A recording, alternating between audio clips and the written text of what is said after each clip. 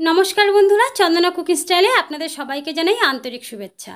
আজ আমি নিয়ে এসেছি একেবারে অন্যরকম নিরামিষ আর অল্প উপকরণে তৈরি একটি দুর্দান্ত রেসিপি, কাঁঠালের বীজ দিয়ে বানানো মুচমুচে কাটলেট। এটা বানানো খুবই সহজ আর খেতে দুর্দান্ত স্বাদের হয়। এই রেসিপিটি বানানোর জন্য আমি এখানে 500 গ্রাম কাঁঠালের বীজকে এইভাবে মাঝখান থেকে কেটে খোসাটা ছাড়িয়ে তারপরে খুব ভালো করে ধুয়ে নিয়েছি। এবার এখানে কড়াইয়ের মধ্যে কিছুটা জল দিয়ে তার মধ্যে কাঁঠালের বীজগুলো দিয়ে দিচ্ছি। এখন সামান্য একটু লবণ দিয়ে তারপরে ঢাকা দিয়ে কাঁঠালের বীজগুলোকে কিছুক্ষণ সেদ্ধ করে নেব। কিছুক্ষণ পরে এবার কাঁঠালের বীজগুলো খুব ভালো করে সেদ্ধ হয়ে গেছে।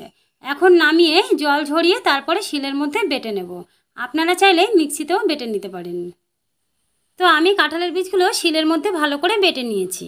আর এখানে নিয়ে নিয়েছি 50 গ্রাম চীনাবাদাম। বাদামগুলোকে একটু গুঁড়ো করে নেব। তারপরে কড়াইয়ের মধ্যে দিয়ে দিচ্ছি 3 টেবিল চামচ সরষের তেল। তেলটাকে একটু ভালো করে গরম করে নিতে হবে।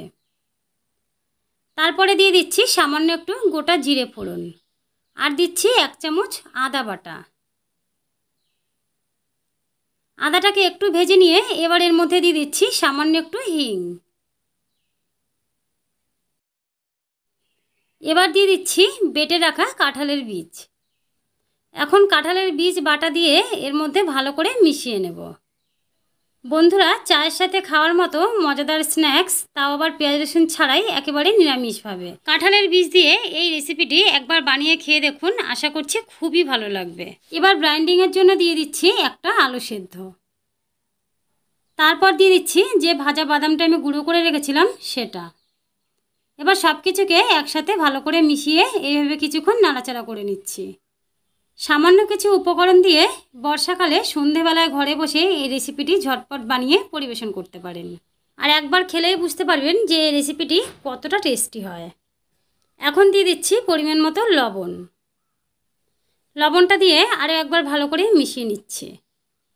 বন্ধুরা, ভিডিওটি শেষ পর্যন্ত দেখুন। আর ভালো লাগলে একটি লাইক করবেন, আর কেমন লাগলো সেটি অবশ্যই কমেন্ট করে জানাবেন। এই সময় দিয়ে দিচ্ছি 1 চামচ ভাজা মশলা। আমি এখানে বেশি করে শুকনো লঙ্কা, জিরে, ধনে, মৌরি সব কিছুকে একসাথে একটু ভেজে তারপরে গুঁড়ো করে রেখেছি। সেখান থেকেই 1 চামচ গুঁড়ো মশলা দিয়ে দিলাম। এবার মশলাটা দিয়ে একটু সময় মিশিয়ে নিচ্ছি। আর এই ভাজা মশলাটা দিলে খেতে আরও বেশি ভালো লাগবে। এবার অন্য একটা পাত্রের মধ্যে নামিয়ে তারপর ঠান্ডা করে নেব। কিছুক্ষণ ঠান্ডা করে নেওয়ার পর এখন এর মধ্যে দিয়ে দিচ্ছি কুচিয়ে রাখা পুদিনা পাতা, আর দিচ্ছি কিছুটা ধনে পাতা কুচি আর কাঁচা লঙ্কা কুচি। এবার সব কিছুকে একসাথে হাত দিয়ে আরও একবার ভালো করে মেখে নেব। যেহেতু এর মধ্যে আলু সেদ্ধ দিয়েছি, তাই মাখার সময় খেয়াল রাখতে হবে যেন এর মধ্যে একটুও গোটা বা শক্ত আলু না থাকে। এইভাবে সব কিছু খুব ভালো করে মেখে নিতে হবে। এখন এই পুরটা ঠিক এতটা পরিমাণ নিয়ে একটা শেপ দিয়ে নিচ্ছি। আমি এখানে এইরকমভাবে শেপ দিয়ে নিচ্ছি, তবে আপনারা চাইলে আরও অন্যরকম যে কোনো শেপ দিয়ে নিতে পারেন। এখন দেখুন একটা শেপ দেওয়া হয়ে গেছে।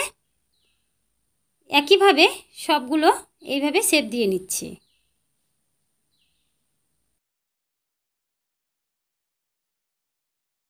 একই রকমভাবে সমস্ত কাটলেটগুলো আমার শেপ দেওয়া হয়ে গেছে।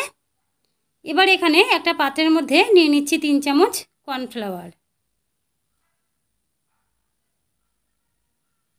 এখন সামান্য একটু জল দিয়ে কর্নফ্লাওয়ারটা গুলে নিচ্ছি।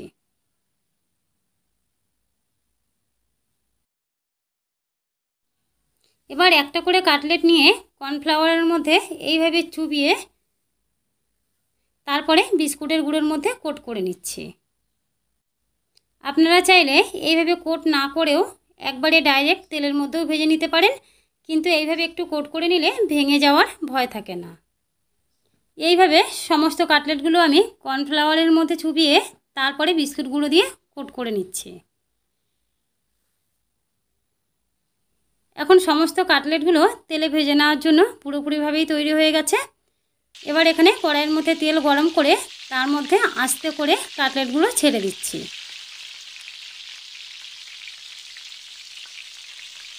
কিছুক্ষণ পরে এক পিঠ ভাজা হয়ে গেলে উল্টে দিয়ে অপর পিঠও ভেজে নিচ্ছি। প্রথমে তেলটা খুব ভালো করে গরম করে নেবেন, তারপরে গ্যাসের আঁচটা মিডিয়ামে রেখে একটু সময় নিয়ে ভালো করে ভেজে নেবেন। এখন কাটলেটগুলো দুই পিঠেই দেখুন খুব ভালো করে লাল লাল করে ভেজে নেওয়া হয়ে গেছে। এবার নামিয়ে রাখছি। এরকমভাবেই আরও যে কাটলেটগুলো আছে সবগুলো ভেজে নিচ্ছি।